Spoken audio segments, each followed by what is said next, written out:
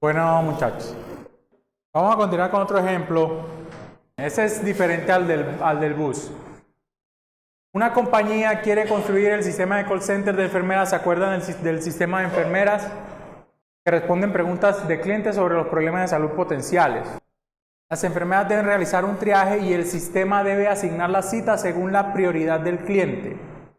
Ustedes recuerdan que es un sistema en el cual yo llamaba al call center, ahí me atendía una enfermera y según lo que yo tuviese me daban una cita. ¿Qué vamos a hacer ahora? Ahora va a cambiar el sistema que se definió en ese entonces y lo que vamos a hacer es que la cita no se asigna a cualquier cliente, sino que dependiendo de cuál es el cliente se le va a asignar a uno o a otro médico. Lo que hacen las enfermeras es una especie de triaje dependiendo de la prioridad que necesita el cliente para poder agendar la cita. ¿Qué se les ocurre en esa implementación de software? En el mundo del procesamiento asincrónico, realmente no todas las peticiones se tienen que atender con la misma priorización, con la misma velocidad, ni asignarle la misma cantidad de recursos. Entonces, lo que uno tiene que hacer en ese esquema de desempeño o de procesamiento asincrónico con colas, puede hacer es tratar de mirar cuál es la prioridad que le va a dar a cada uno de los clientes dependiendo de su importancia o dependiendo de los esquemas de priorización que ustedes definan. Si lo llevamos al problema del bus, de RASbus, por ejemplo, probablemente uno pueda definir que hay unas rutas de buses que no son tan importantes procesar como otras rutas de buses. ¿Por qué? Porque tienen menor cantidad de usuarios, porque la empresa simplemente dice que no es necesario que sea tan preciso en esa ruta o cualquier otra prioridad que tengan. Entonces, ¿qué hace uno? Establecer o definir un agendamiento donde normalmente las colas se atienden en un esquema FIFO, su definición, ¿cierto? Una cola es first in, first out, primero que llega es el primero que se atiende. En vez de tener ese agendamiento estático, se define un agendamiento dinámico por prioridad. O sea, que la ejecución de cada uno de los procesamientos se debe implementar, se debe hacer según la priorización que tenga el mensaje. Eso no solamente es para el ejercicio pues de las enfermeras o de RASbus, sino también lo podemos ver en lo que son procesamientos en lotes. Cuando ustedes tienen que procesar en las noches, hacer procesamiento en lotes por las noches y tienen muchos procesos en la compañía, 100, 200 procesos, ¿cómo garantizan ustedes que esa ejecución de los procesos, si es en una sola máquina, se haga bien? ¿Cómo agendan ustedes la ejecución de esos procesos en una base de datos? ¿Cómo lo hacen en ese momento? ¿O ustedes no hacen procesamiento por lote? ¿En el día o en la noche? Todo el día, ¿cierto? ¿Y cuáles son los que tiran en el día y cuáles son los que tiran en la noche? No hay un orden. ¿Y por qué razón? ¿Quién lo definió y por qué lo definió? Porque miren que, o sea, uno puede tener varias formas de agendar.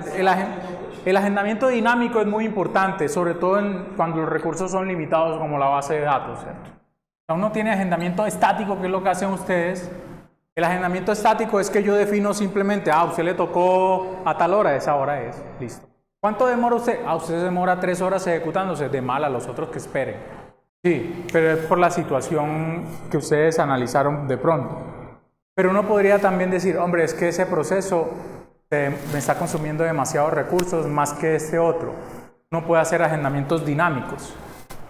Y hay muchas estrategias para agendamiento. O sea, la idea es que uno, para controlar cómo es la asignación de recursos en un momento dado.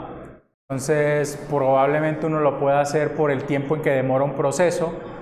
Decir, hombre, este proceso se demora 3 horas, yo no lo puedo poner de primero porque hay otros procesos mucho más prioritarios que demoran menos, que tienen que ir antes que ese, que tienen que ejecutarse antes que ese, porque si ese se demora 3 horas y falla, probablemente ya perdí 3 horas de ejecución sabiendo que los otros los podía tirar más rápido. Entonces hay que mirar ese tipo de cosas pues cómo hacemos la priorización. Entonces la priorización por colas se puede hacer de varias formas. Yo puedo definir dentro del mensaje un campo que defina la prioridad del mensaje.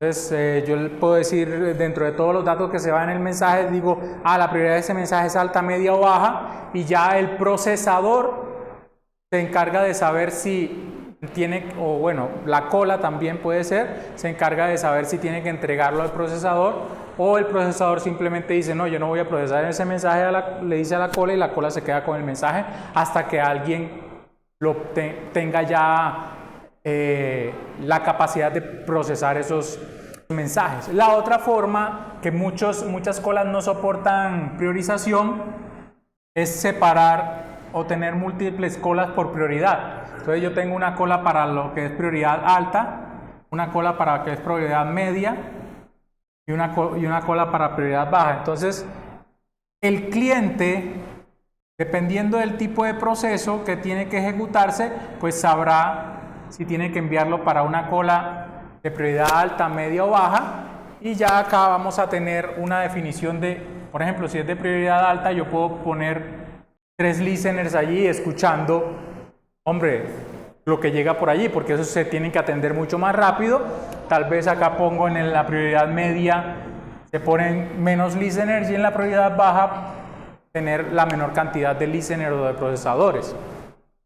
Y allí ahí puedo tener una forma de manejar lo que es ese agendamiento dinámico por la prioridad que tiene el mensaje como tal.